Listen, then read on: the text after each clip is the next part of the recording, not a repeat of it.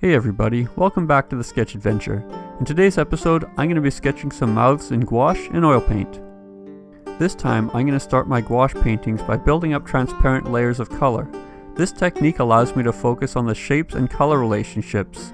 I remain aware that these current values aren't the final ones, and I'll be building up the opaque lights and darks later.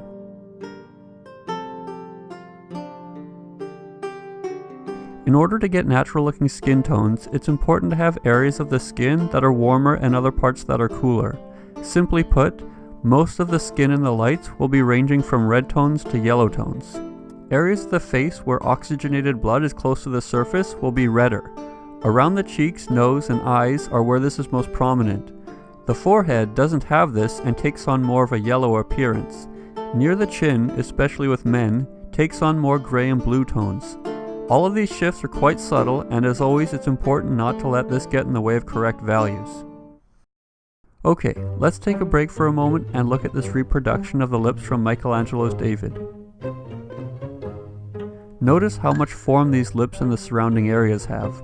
All of this, albeit slightly exaggerated, is true on any face and always needs to be kept in mind while painting.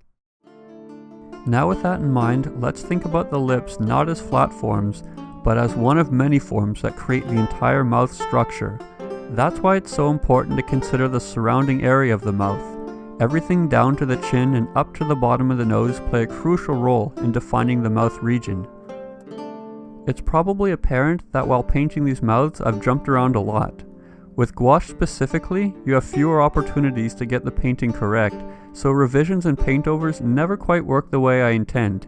If I go too dark, then even lightening the area will be influenced by the paint beneath it. Previous layers of gouache will reactivate to some degree when painted over. This unpredictability of the medium is something I quite enjoy, and it always keeps me alert and on my toes.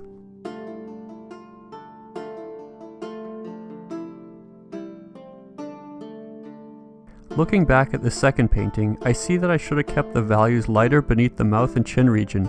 Currently it's a little dark and muddy.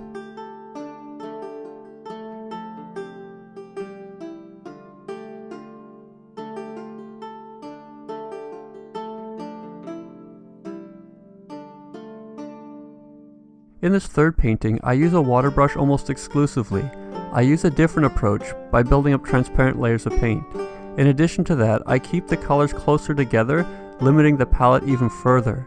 I find that by thinking about values and colors in a relative sense teaches me more about painting than if I were to think about them in absolutes.